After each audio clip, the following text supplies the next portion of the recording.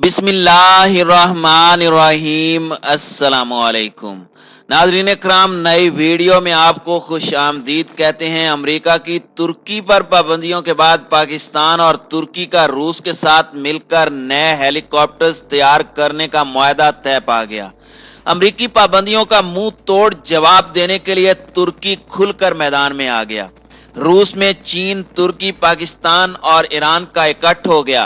ایک بڑا الائنس تشکیل دینے کے لیے سر جوڑ لیے گئے۔ امریکہ کی ہر ملک پر پابندیاں لگانے کی حماقت پر اسے مزہ چکھانے کا وقت آ گیا۔ آئندہ متوقع سپر پاور چین نے 5 ممالک کی قیادت سنبھال لی۔ ترکی نے پاکستان کو جدید ٹیکنالوجی سے لیس کرنے کا بڑا قدم اٹھا لیا۔ ویڈیو کی تفصیل میں جانے سے پہلے تمام دوستوں سے گزارش ہے کہ ویڈیو کو آخر تک ملاحظہ کریں تاکہ خطے میں تیزی سے بدلتی صورتحال سے آگاہ رہ سکیں۔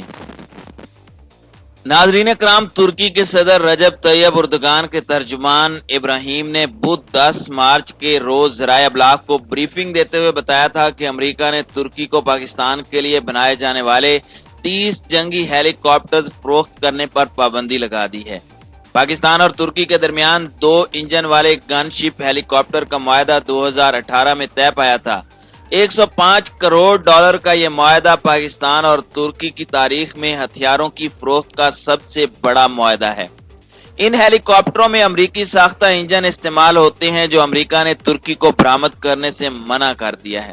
پاکستان پر امریکہ کی مہربانیاں ایک مدت سے جاری تھیں، اب ترکی امریکی دوستی کا تازہ شکار بنے گا۔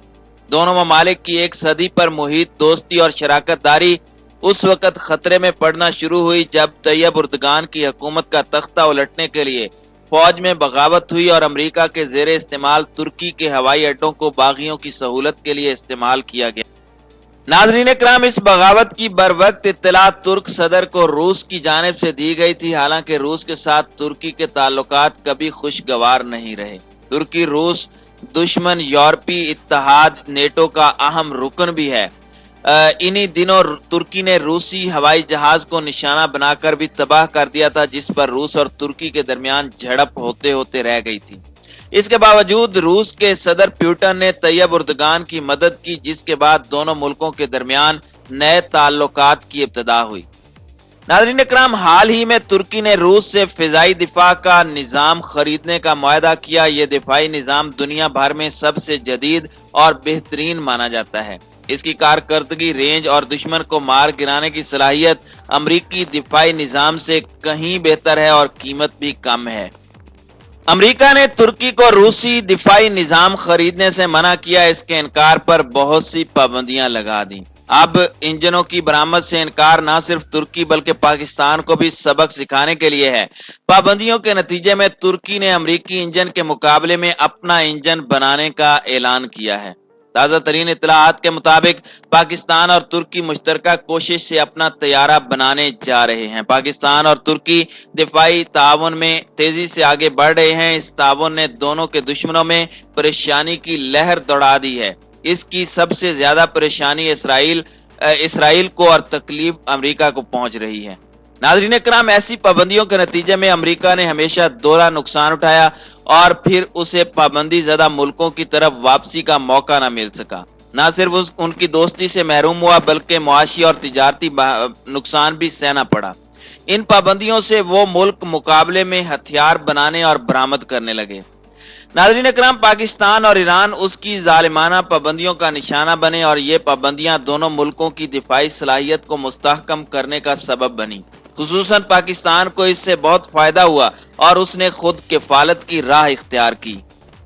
روس کی افغانستان میں شکست کے بعد امریکہ نے پاکستان پر دفاعی اور معاشی پابندیاں عائد کر دیں۔ ان پابندیوں سے پہلے دونوں ملکوں کے مابین امریکی ٹینکوں کی خریداری کا معاہدہ ہو چکا تھا۔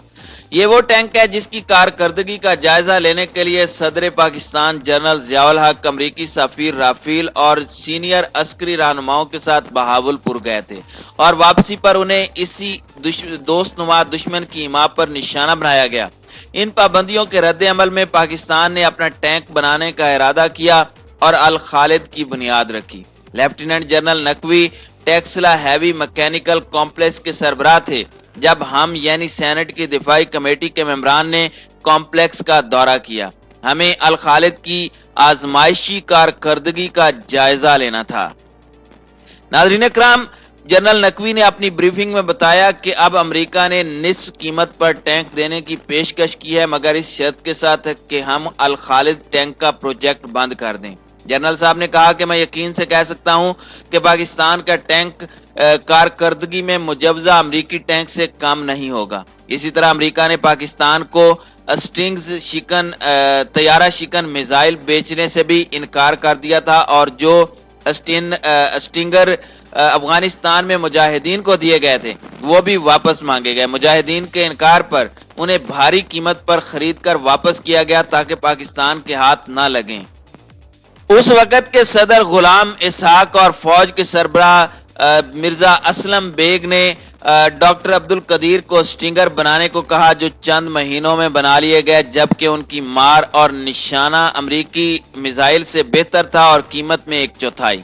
इससे पहले 1974 में इंडिया ने एटमी धमाके किए तो अमेरिका और यूरोप ने पाकिस्तान के खदशात को नजरअंदाज कर दिया। नतीजतन पाकिस्तान को अपना एटमी प्रोग्राम बनाना पड़ा।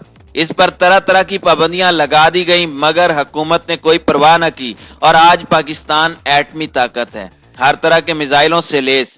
पाकिस्तान ने दुश्मन को रोकने के लिए छोटे एटमी हथियार भी बना लिए जो अमेरिका और रूस के बाद सिर्फ पाकिस्तान के पास हैं, जिससे इंडिया की जान जाती है। पाकिस्तान की सरहद पर आकर हमेशा वो धमकियां देता है मगर हमले की जुर्रत नहीं कर सकेगा। और F-16 तैयारों का मामला जो अदायगी के बावजूद पाकिस्तान को देने से इनकार हुआ तो पाकिस्तान ने चीन के इश्तराक से अपना जंगी तैयारा बनाया जो F-16 के हम पल्ला और तकरीबन वैसी ही तकनीक से तैयार किया गया।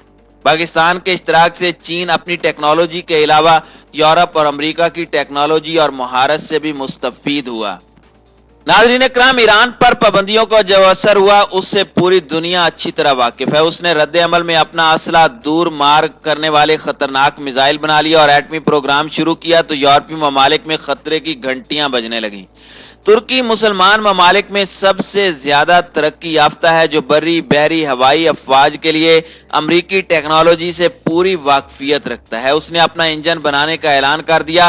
वो इसी नौयत के जदीद जंगी तैयारे बनाएगा जैसे अमरीका के जदीद तरीन तैयारे हैं और इसराइल के सिवा किसी दूसरे मुल्क को नहीं देगा। तुर्की पाकिस्तान तैयारा साजी का मुजवजा प्रोजेक्ट यकीनन इनके होश ठिकाने लगा देगा। तुर्की पाकिस्तान के लिए बहरी जंगी जहाज और इनकी टेक्नोलॉजी भी मुंतकिल कर रहा है। अमेरिका को बहुत जल्द तुर्की, ईरान, पाकिस्तान और अफगानिस्तान से देश निकाले के बाद वस्ती एशिया और मशरिक वस्ता से भी हाथ धोने पड़ेंगे। चीन, रूस, ईरान, तुर्की, पाकिस्तान और सेंट्रल एशियाई ममालिक पर मुश्तमिल इत्तेहाद जल्द वजूद में आने वाला है, जो नेटो ममालिक से कहीं बड़ा मौसर और खतरनाक साबित होगा। रवां दहाई में सारी दुनिया यूरोप और अमरीकी इत्तेहाद में बड़ी दरारें बल्कि खलीज देखेगी। यूरोप एशिया का हमसाया है, वो ज्यादा देर तक इस हकीकत से चश्म पोशी नहीं कर सकता। नाज़रीन इकराम, इसराइल ने भी अपना बेहतरीन वक्त गुजार लिया। ट्रंप का अमेरिका इसराइल के उरूज का दौर था, अब उसकी तशवीश रोज बरोज बढ़ती जाएगी। अमरीकी वो अहमक कौम है, शायद कौम नहीं, इनकी सियासी क़यादत और खुफिया एजेंसियां जिन्होंने सोने का अंडा देने वाले गल्फ ममालिक और ईरान को अपनी हिमाकत से नाराज किया।